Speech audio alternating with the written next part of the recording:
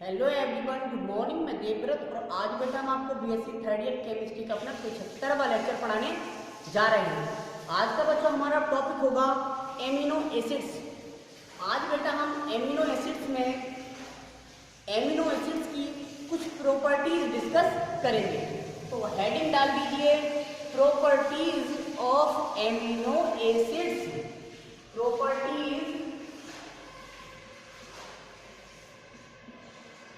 Of amino acids. Amino अम्लों के गुण। अब देखिए आप, एमिनो एसिड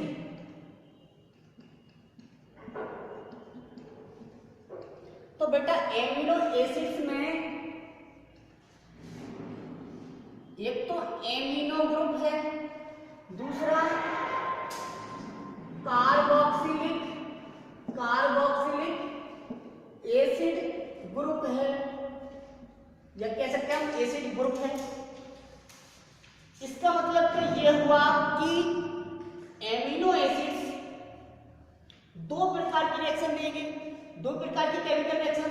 एक तो एमिनो ग्रुप के कारण, दूसरी कार्बोक्सिलिक एसिड ग्रुप के कारण।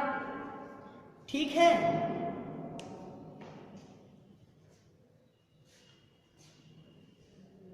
अब पहली एक करके डाल देंगे reactions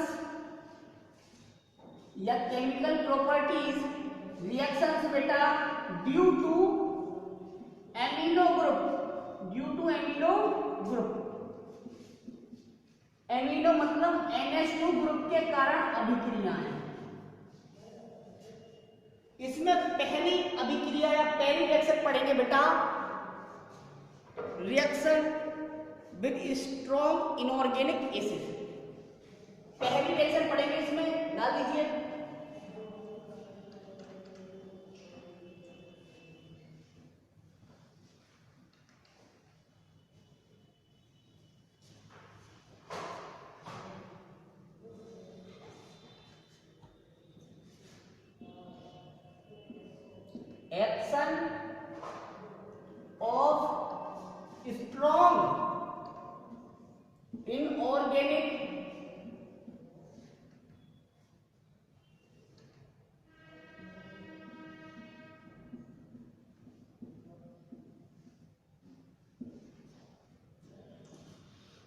action of strong inorganic acid.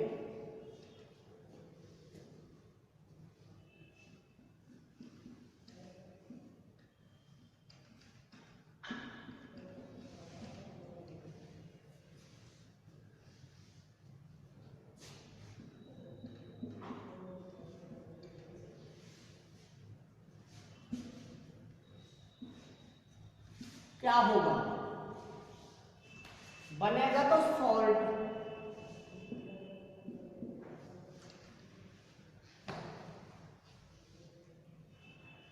बनेगा तो बेटा सॉल्ट। ये बात तो तय है। लवण, आपको मैंने बताया ये एसिड ग्रुप, ये बेस ग्रुप, अम्लीय ग्रुप है, ये क्षारीय ग्रुप है। तो यदि मैं किसी स्ट्रॉन्ग इनऑर्गेनिक अम्ल से इसकी रिएक्शन करवाऊंगा तब ये क्षार की तरह, किसकी तरह?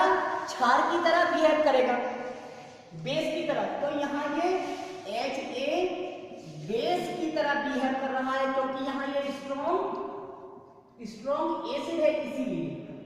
अब बेस और एसिड मिलकर सॉल्ट क्या बनाते हैं बेटा? सॉल्ट बनाते हैं।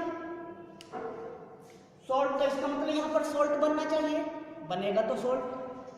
तो जब ये बेस की तरह बिहेव करेगा तो बेस का कैरेक्टर क्या है? हमने बोला था अम्ल वे होते हैं जो प्रोटॉन डोनेट करते हैं, जबकि बेस वे होते हैं जो प्रोटॉन एक्सेप्ट करते हैं। तो यहाँ ये एक प्रोटॉन एक्सेप्ट कर लेगा इस एसिड वाला। ठीक, देखिए आप, बन जाएगा आपका CH2COOH। इस ग्रुप पर कोई इफेक्ट नहीं पड़ेगा क्योंकि ये तो खुद एसिड के बेसिक ग्रुप पर इफेक्ट पड़ेगा। यहाँ पर ये NH3 हो गया। क्या हो गया? NH 3। जब 3 हो गया तो इसकी वैलेंसी 4 हो जाएगी नाइट्रोजन की, और जब क्वाटरनरी वैलेंसी हो जाती है तो इस पर पॉजिटिव चार्ज। अब जहां पॉजिटिव वहां रहेगा नेगेटिव, तो यहीं पर आ जाएगा आपका Cn। क्या आ जाएगा बेटा? Cn negative. तो ये साल्ट बना, ये क्या बना? सॉल्ट बना बेटा, NH3Cl हो गया, ये बना सॉल्ट। नोट कर लो बेटा।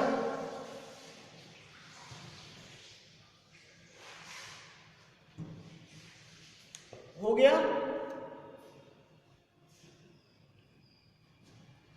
तो कह सकते हैं amino acid form salt with strong inorganic acid.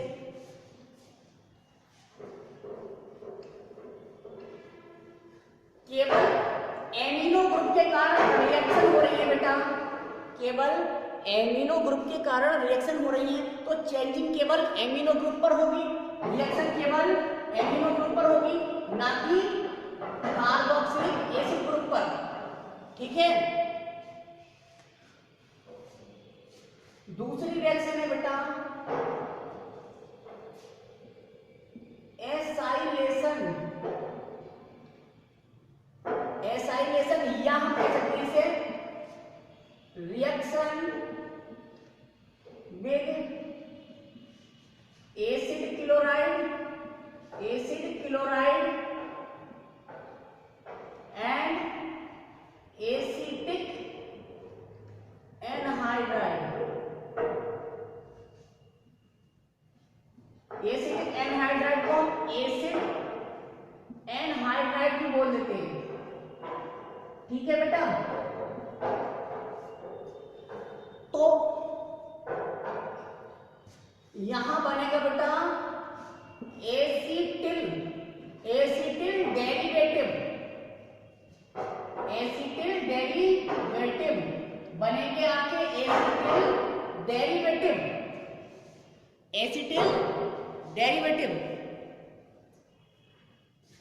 Acetyl derivative मतलब COCH3। ये ग्रुप ऐड होगा एमिनो ग्रुप पर, ये ग्रुप ऐड होगा एमिनो ग्रुप पर। रिएक्शन देखिए आप, ये है CH2COOH, यहां पर NH2, H खोल के लिख देता हूं बेटा। ठीक है। रिएक्शन करवानी है मुझे एसिटिल क्लोराइड मतलब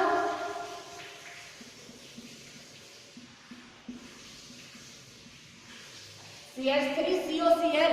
एसिटिल क्लोराइड के साथ जब मैं रिएक्शन कराऊंगा तब ये H और ये Cl HCl की फॉर्म में निकल गया, और जब यहां से हाइड्रोजन हट जाएगा तब ये एसिटिल ग्रुप इस एमिनो ग्रुप पर जुड़ जाएगा। देखिए इसमें CH2 COOH NH और क्या COCH, ये ग्रुप जुड़ गया। ये है बेटा एसिटिल डेरिवेटिव।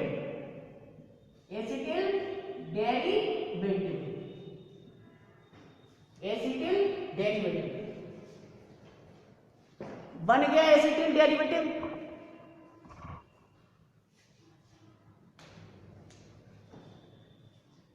अब यही रिएक्शन हमें करवानी है एसिड एनहाइड्राइड के साथ, तब भी प्रोडक्ट हमारा एसिटिल डेरिवेटिव ही बनेगा। देखो जरा रिएक्शन बेटा,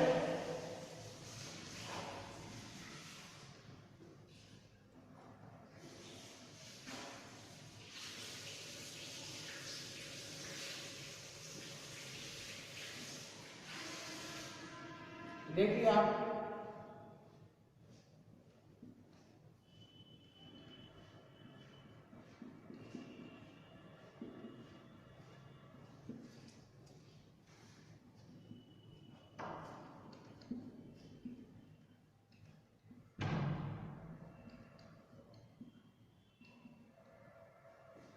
ये है बेटा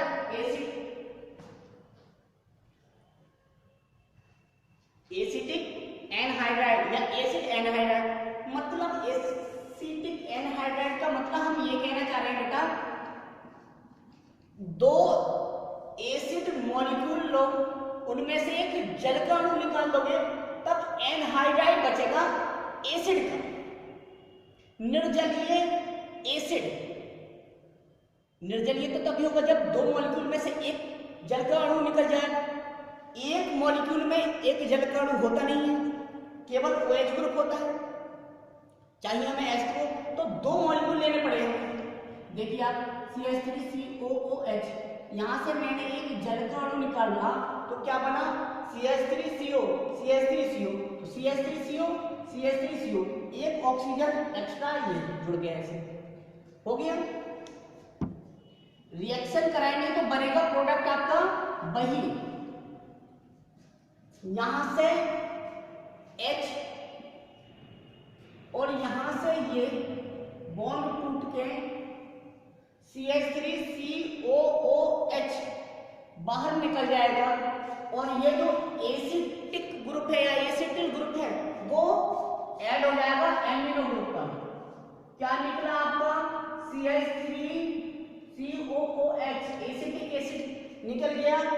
ये बच गया आपका CH2COOH और यहाँ पर NHCOCH3, अभी भी आपका एसिटिल डेरिवेटिव ही है। हमने बोला था चाहे तो हम एसिड क्लोराइड से कराएं, चाहे रिएक्शन में कराएं एसिड एनहाइड्राइड के साथ, प्रोडक्ट हमारा एसिटिल डेरिवेटिव ही होगा। मतलब introduction of COCH3 group. Next reaction देख लेते हैं बेटा।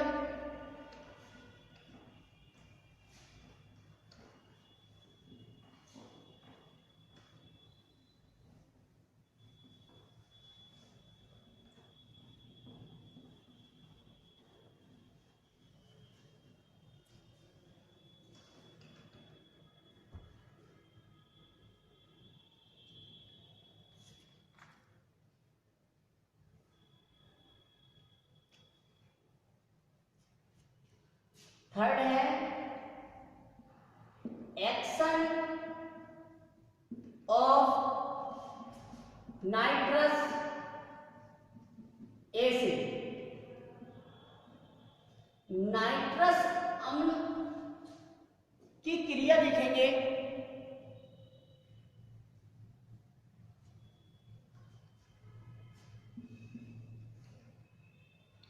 लिखना है नाइट्रस एसिड।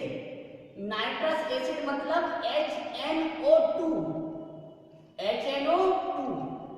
नाइट्रिक एसिड होता है HNO3, तो नाइट्रस एसिड की बात कर रहे हैं, मतलब HNO2 की बात कर रहे हैं। नाइट्रस एसिड यानी कि HNO2 कन्वर्ट्स, बदल देता है बेटा, converts amino acids into, converts amino acids into hydroxy acids।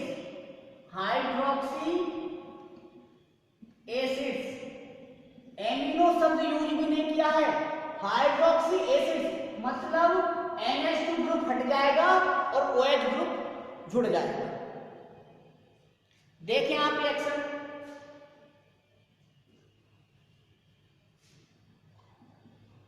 CH2 NH2, इधर ना लिखकर मैं यहां लिख दूं NH2, ठीक, COOH, ओके।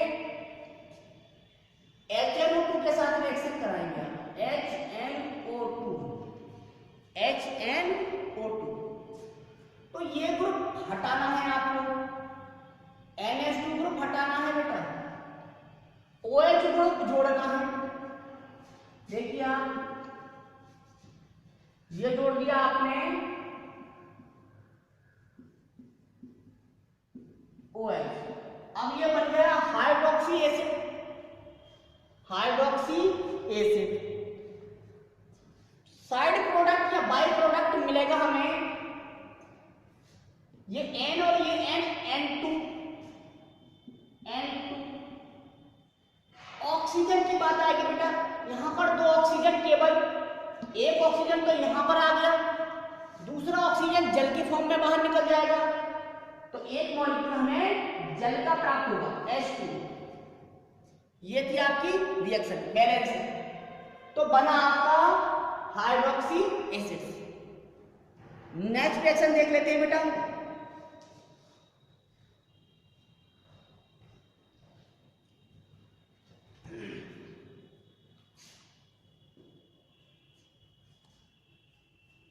ठीक है, तो आज बेटा बस इतना ही। Thank you very much.